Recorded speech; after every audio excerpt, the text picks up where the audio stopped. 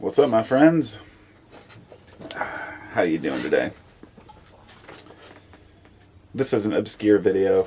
I wanted to make this like a year ago. I was going to make a video about this subject, which is why do we love smoke? I'm not talking about smoking, but I'm talking about smoke itself, what makes it so mysterious and wonderful. The wispy smoke, the swirls, the clouds, not big poofs of smoke, but the shapes that it takes on, the small little swirls. And it's especially beautiful when you're sitting indoors somewhere and the sunlight is beaming through the window in the early morning, and you blow it out and it hits those rays and it swirls in the rays. And you can see that just those photons are penetrating that one beam of light and interacting with the particles in that smoke. And I really thought about it one day. Why do we love to watch smoke? And it seems like something that is silly to even think about. But in reality, sometimes the simplest things that we enjoy are not thought about. And so, to share what I've discovered, in my opinion, is that smoke follows the law of, well, it's chaotic, okay? And chaos is something that we yearn for. There's a lot of chaos in nature, but it's hard to see it up close in real time. In other words, you can see that things are chaotic over billions of years, millions of years, even thousands of years, but things seem very stable. When we see something intense, like a fire or like smoke, it's constantly changing and it's unpredictable. The wind might pick up and change direction, but the smoke itself is unpredictable. Yet even smoke follows particular rules. And what we're showing is that it's not just empty space.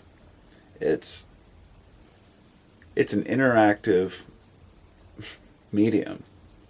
It reminds me of when you can't tell a fish about water. That's all he knows. He says, what water? And likewise, we're moving through the air, and to us it's just empty space. But of course we know it's not. It's loaded with all different types of particles, atoms. But we can't see them because they don't interact with the photons. To me, that little fascinating thing is just, I can't get over it. I think about this all the time.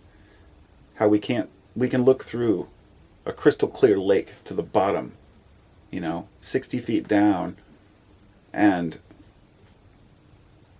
it's just crystal clear. But even more amazing, be able to look up to the sky and the stars and have barely any interference with what we're looking at, even with all those atoms and particulates. And it brings up the idea of, dark matter and empty space and dark energy, and how we can only see 4% of the visible universe because, 72% is dark energy and another 20% or something is dark matter, and we don't know how they interact with the normal particles, but most of it we just can't see. So when you're looking through the air, it's just empty space, it appears to be. But when you blow a little cloud, that smoke is riding that wave. It's riding that space. It's putting visualization to something that we previously couldn't see.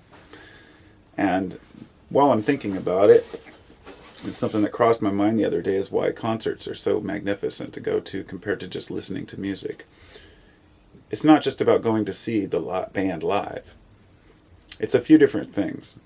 And another one that just popped into my head. One would be the unpredictability of the music.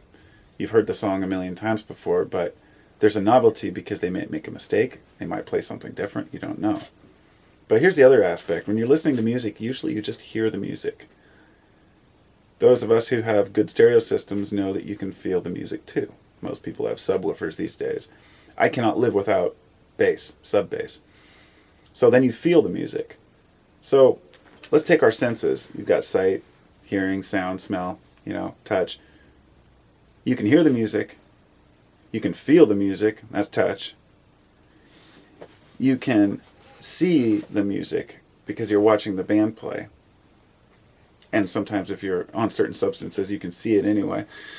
And here's the interesting one. you may not be able to smell or taste music, but when you're at a concert, you can smell the people, you can smell the instrument cables, burning capacitors, things like that, that all of your senses are in play completely.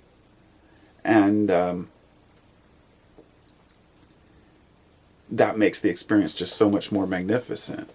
I don't know. I kind of had to lead into that from the smoke thing, but it's just fascinating to me. I think that's when we're watching, the more senses that can be attributed to something.